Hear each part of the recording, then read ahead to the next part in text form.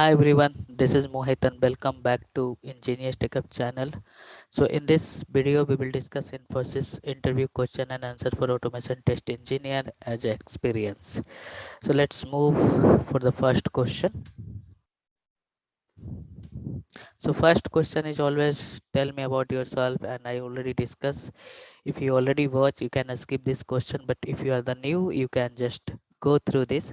So tell me about yourself as experience. You have to speak your name, your current organization, your relevant experience. A skill set is very important here, so you have to highlight the skill set as per your company requirement. So what is the company requirement is there, you have to highlight that a skill set, and you have to do prepare well, because in the tell me about yourself they will pick you the more question, and they can pick you the question from your resume what you have mentioned. So these all the things you have to take care.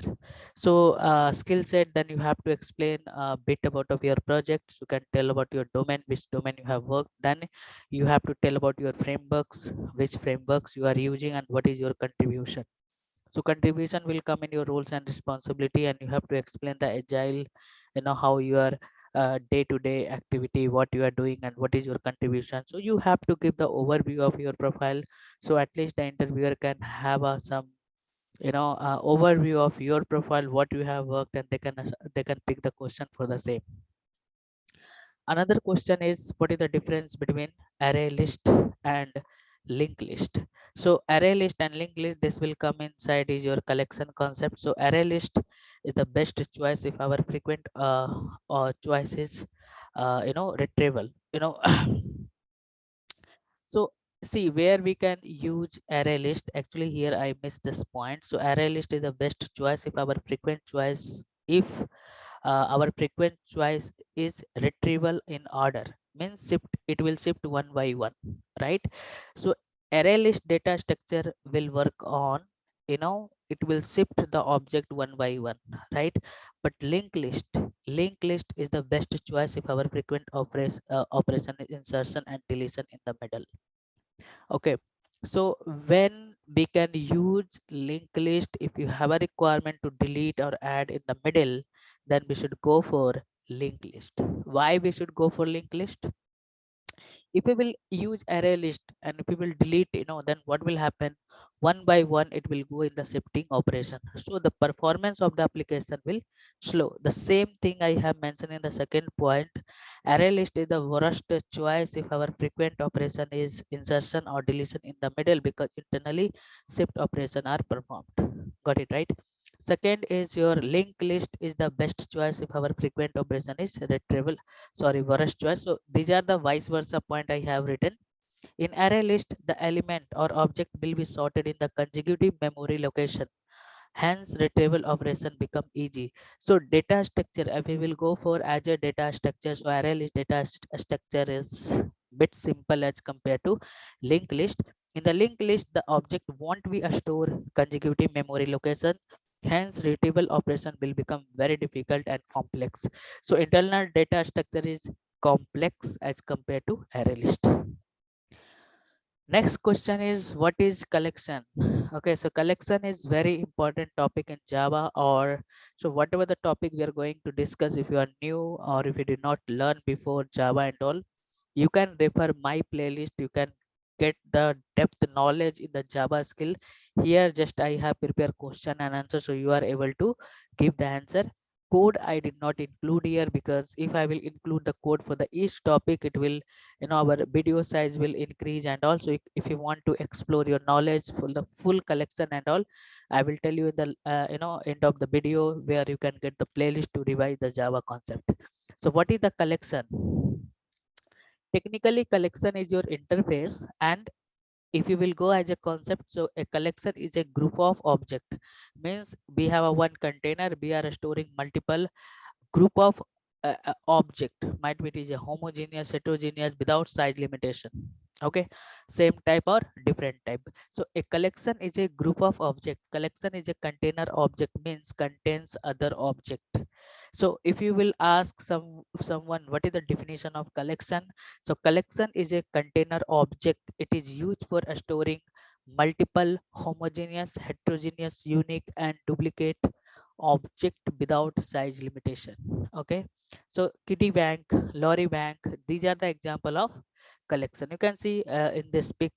So this is the big container, and here you can store multiple homogeneous heterogeneous object without size limitation. So again, I told you, right? So if you want to explore collection in the depth, you can follow my playlist. I will end of the video, I will share with you. Can we override main method, and why? We cannot override the main method. Why? Because the main method is your static. A static member we cannot override. So we cannot override main method. What is an abstract class? Okay, so just abstract class, it is a partial implemented class. Partial means you can define concrete method also, you can define abstract method also. That is called partial implemented class for developing some of the operation of an object which are common to all next level of the subclasses. As a project level where you can use abstract class, if you have some common requirement, then we should use abstract class. I can give you the one hierarchy of interface, abstract class and concrete class. So abstract class, like if you have a requirement to close the all the browser, right? So if you are using multiple browser, right, or if you want to refresh the browser, so that implementation we can implement inside this abstract class, which is common implementation. You should not implement all you should not implement the common things, sorry, if you should not implement this all the things for the all the next level of the subclasses. That is the we can use as a project level. If you want to get the code, you can refer my Java playlist, you will get the code as well, but here I have highlighted some point as well.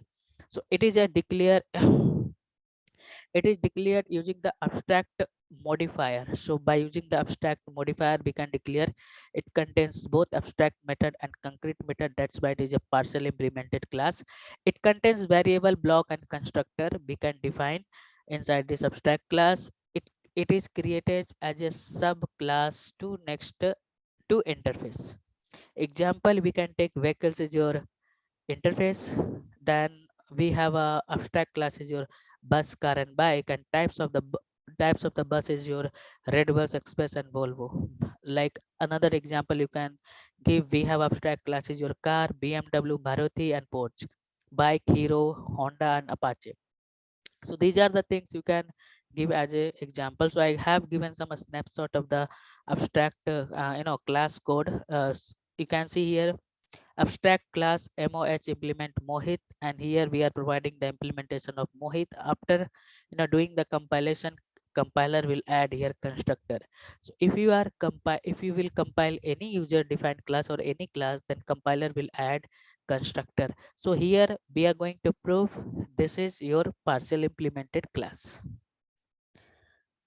Next question is, what is the super keyword in Java? So the super is a Java keyword used to access superclass member or constructor from subclass member or constructor. Okay, so we have a two syntax of the super. It is used to call superclass constructor from subclass constructor. It is used to call superclass variable and method from subclass constructor. Rules on super. Okay, so we are not allowed to use super keyword in a static member. So super is only applicable for non-static member. Okay, super is not applicable for a static member. If you will use super inside this static member, you will get compile time error. It can be used in the all static member. Understanding with super dot working functionality. So when we can use the super dot is used to access super class variable and method from subclass member. It is mandatory. When it is mandatory to use, if superclass member, only if the subclass member having the same name. Once again, okay, you can see if if it is mandatory to use superclass dot is access the superclass member only if subclass member name is the same with superclass member. So some of the scenarios, superclass member and subclass member is same. In this scenario we can use super dot to access superclass member. Sorry guys. So these are the questions, and this is the first part, and second part again I will upload soon. So that's all in this session, guys. So please prepare well. You can get some overview of which type of the question they're going to ask. So I will show you the playlist where you can explore your Java and Selenium concept if you want to explore more, and definitely you will get some new point in my channel. Okay, so please refer, and at least you can watch once. You can go for this is the Ingenious TechHub, my channel name.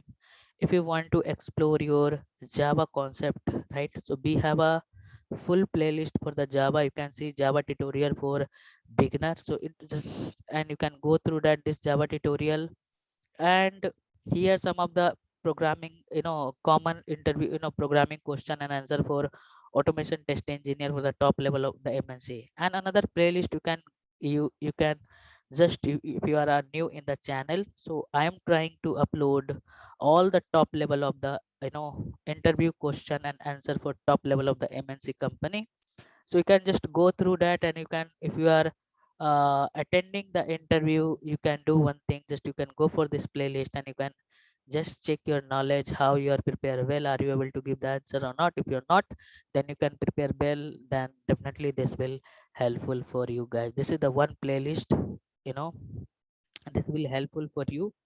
So many of them, like if you are a manual tester or non-tech guys, so many of the people are going to stuck in real time interview question and answer. So I have made what the challenges you have faced in your project, what is your day-to-day activity, how to do preparation for your client round. If you have a client round, what is your roles and responsibility, agile methodology, what the challenges you have faced in your automation project. So I have made this common interview question and answer. You can go through that.